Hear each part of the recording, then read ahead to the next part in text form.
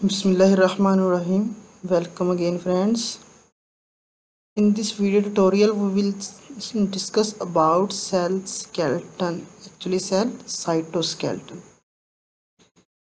एक animal cell है। Animal cell के अंदर भी बाकायदा एक साइटोस्केलेटन पाया जाता है और एक प्लांट सेल के अंदर भी बाकायदा एक साइटोस्केलेटन। स्केलेटन एक ढांचा होता है, जैसे मतलब इंसान का अंदर एक हड्डियों का ढांचा है, बोन्स का।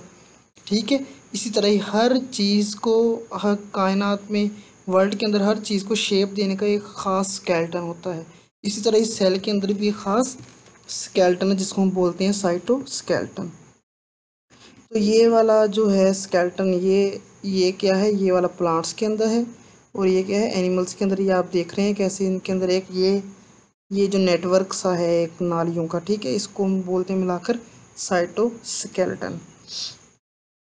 और ये जो एफ एक्टन्स यानी एफ एक्टिन वगैरह, यानी कि ये भी धागानुमा साख्तें सी है, ये भी क्या है, साइटोस्केलेटन ही है।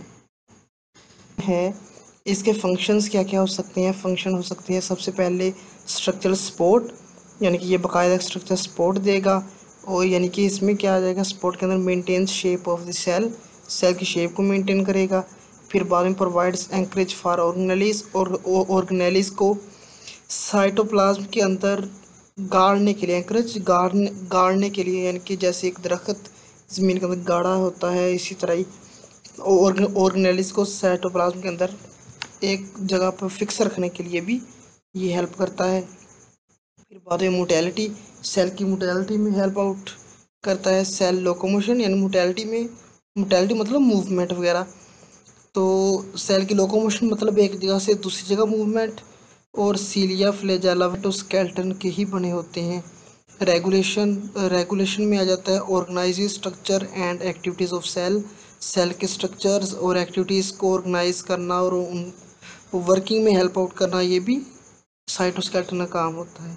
ये आपको नज़र आ रहा है, ये क्या है, साइटोस्केलेटन है, जाल सा, ये धागानुमा साख्तों का बिखरा हुआ है पूरे सेल के अंदर। तो नेक्स्ट स्ट्रक्चर, साइटोस्केलेटन का स्ट्रक्चर के अंदर आ जाता है network of fibers extending throughout cytoplasm. Cytoplasm के अंदर सारे के सारे साइटोप्लाज्म में फाइबर्स का, यानी धागों का नेटवर्क सा फैला होता है। और ये थ्री मेन प्रोटीन फाइबर्स होते हैं, जिनके अंदर माइक्रोट्यूब्यूल्स, माइक्रोफिलामेंट्स और इंटरमीडिएट फिलामेंट्स, ये तीन चीज़ें आती हैं ज़्यादा। ये देखिए, ये माइक्रोट्यूब्यूल्स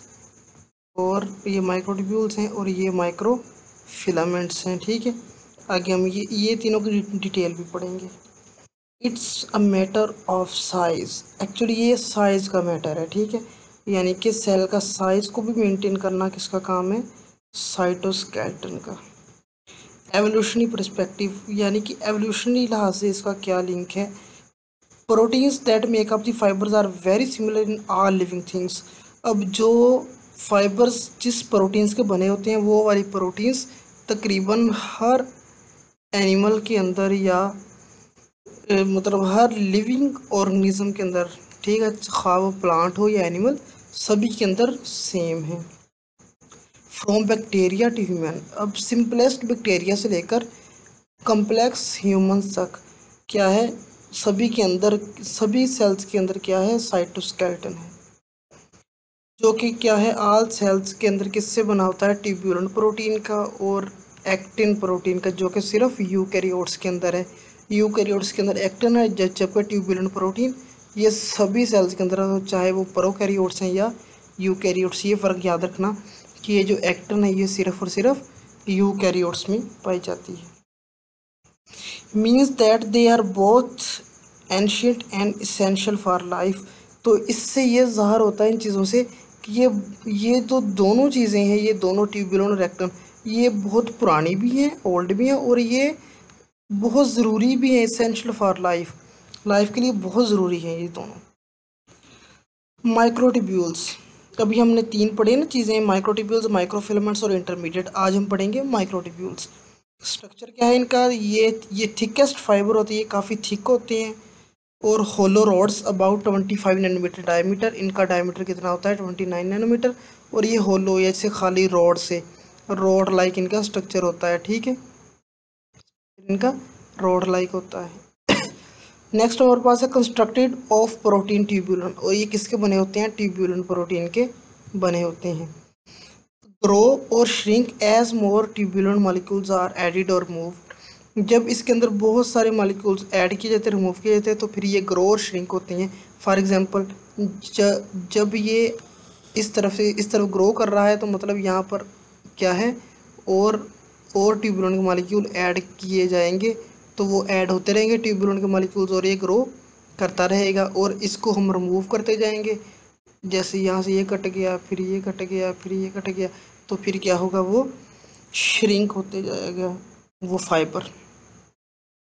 तो ये देखिए ज़रा यहाँ पर इस डायग्राम के अंदर ये क्या है, ये ट्यूबुलन डायमर है असल में। ये जो ट्यूबुलन ये डायमर की फॉर्म में होता है, ये इस तरह ग्रो कर रहा है अब। तो जब ये ग्रो करेगा इसके अंदर ये क्या है, ऐड होते जाएंगे, ट्यूबुलन डायमर्स ऐड होते जाएंगे और ये ग्रो करता जाएगा। और इस तरह ये एक होलो होता है अंदर से, तो इसका मतलब ये कितना डायमीटर कितना होता है इसका, 25 नैनोमीटर इसका तकरीबन डायमीटर होता है। माइक्रोट्यूब्यूल्स जो हैं वो क्या है, इनका फंक्शंस क्या है, structural support and cell movement, इनका फंक्शन है सेल को स्ट्रक्चरली सपोर्ट करना और सेल के मूवमेंट में हेल्प करना। नेक्स्ट है मूवमेंट, किस चीज़ की movement, chromosome during cell division, cell division के दौरान जब जब एक सेल डिवाइड होके दो सेल्स बन जाते हैं, ठीक है, तो उसको बोलते हैं सेल डिवीजन। सेल डिवीजन के दौरान जो क्रोमोसोम्स हैं उनको भी बाकायदा अलग करना होता है, उनकी डिस्ट्रीब्यूशन बराबर करनी होती है, तो वो क्या है, सेंट्रियोल्स करवाते हैं, सेंट्रियोल से माइक्रोट्यूब्यूल्स निकलती हैं, और वो माइक्रोट्यूब्यूल्स भी ट्यूब्यूलन प्रोटीन की बनी होती हैं। फिर बाद में क्या है, नेक्स्ट इनका काम है tracks that guide motor proteins carrying organelles to their destination, फिर बाद में ये वो ट्रैक प्रोवाइड करते हैं जिससे मोटर प्रोटीन्स क्या करती हैं, ऑर्गेनेलिस को एक जगह से दूसरी जगह लेके जाती है। फॉर एग्जांपल ये एक सेल है, तो सेल के अंदर अगर एक ऑर्गेनेल यहाँ पड़ा है, इसने जाना है यहाँ पे जाना है, तो ये किसकी मदद से जाएगा, ये बाकायदा माइक्रोट्यूब्यूल की मदद से जाएगा और उसको ट्रैक प्रोवाइड करता है, ठीक है। ये क्या करता है, उसको ट्रैक प्रोवाइड करता है, होप सो समझ आ गई होगी, मतलब उसको रास्ता प्रोवाइड करता है मोटर प्रोटीन। ये सपोज कि एक ये वाला एक है माइक्रोट्यूब्यूल, इसके ऊपर लगी हुई ये मोटर प्रोटीन, और ये मोटर प्रोटीन क्या करेगी, let me change the colour, और ये मोटर प्रोटीन ने ये ऊपर क्या है, ये उठाया हुआ है ऑर्गेनेली, इस तरह मोटर प्रोटीन इसके ऊपर चलेगी, साथ में इसके यहाँ पे क्या यूज़ होगी, एटीपी यूज़ होगी यहाँ पर, ठीक है, एटीपी एडिनोसिन ट्राइफॉस्फेट वो यूज़ होगा यहाँ पर, ठीक है। तो ये जो एटीपी है ये क्या है, जो मोटर प्रोटीन्स हैं वो मायोसिन और डायनिन प्रोटीन्स हैं, यानी कि ये जो मोटर प्रोटीन्स है ना ये वाली, ये मायोसिन और डायनिन प्रोटीन है जो कि हेल्प करती हैं मतलब सेल के अंदर मूवमेंट्स को, सिर्फ ऑर्गेनेलीज को ही नहीं बल्कि सेल के अंदर जो वेसिकल्स मूव करते हैं, मतलब वेसिकल्स जैसे गोल्जी वेसिकल्स वगैरह, वो जो वेसिकल्स की मूवमेंट भी ऐसे ही होती है। मोटेलिटी के अलावा और जो इसमें मोटेलिटी है, मोटेलिटी में किसी सीलिया और फ्लैजेला की मोटेलिटी भी माइक्रोट्यूब्यूल्स की मदद से होती है, क्योंकि सीलिया और फ्लैजेला दोनों ही किससे बने हैं, माइक्रोट्यूब्यूल्स के बने होते हैं।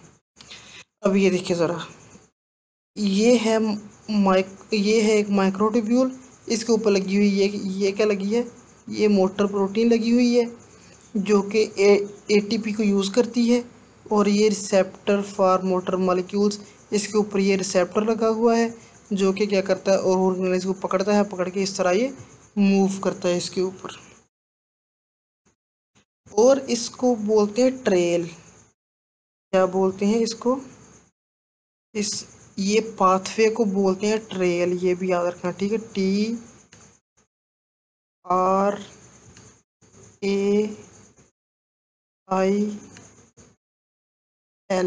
ट्रेल। ठीक है, इसको बोलते हैं ट्रेल, बोलते हैं इसको, ये पाथवे को। नेक्स्ट है हमारे पास सेंट्रियोल्स। सेंट्रियोल्स क्या करते हैं, सेल डिवीजन में हेल्प करते हैं। In animal cell pair of centrioles, एक एनिमल सेल के अंदर सेंट्रियोल्स का पेयर होता है। Organize microtubules guiding chromosome in cell division, जो कि माइक्रोट्यूब्यूल्स ऑर्गेनाइज होती हैं और क्रोमोसोम्स को गाइड करती हैं सेल डिवीजन के दौरान। ठीक है, कि किस क्रोमोसोम ने किस तरफ जाना है, तो ये वाला काम कौन करता है, सेंट्रियोल्स करते हैं। Let me raise this. तो स्टूडेंट्स ये जो है हमारे पास नज़र आ रहे हैं आपको, ये सेंट्रियोल्स नज़र आ रहे हैं पेयर की फॉर्म में। ये पेयर होता है एक सेंट्रियोल्स का। और ये जो आपको पाइप से नज़र आ रहे हैं, ये पाइप्स क्या हैं, माइक्रोट्यूब्यूल्स हैं असल में। ये पाइप्स क्या हैं, माइक्रोट्यूब्यूल्स। और ये तीन तीन के ऐसे ऐसे होता है ट्रिपलेट, इसको बोलते हैं ट्रिपलेट। ये एक ट्रिपलेट, ये दो ट्रिपलेट, इस तरह ये 9 होते हैं, 9। ठीक है, 1 2 3 4 5 6 7 8 और 9, इस तरह ये 9 ट्रिप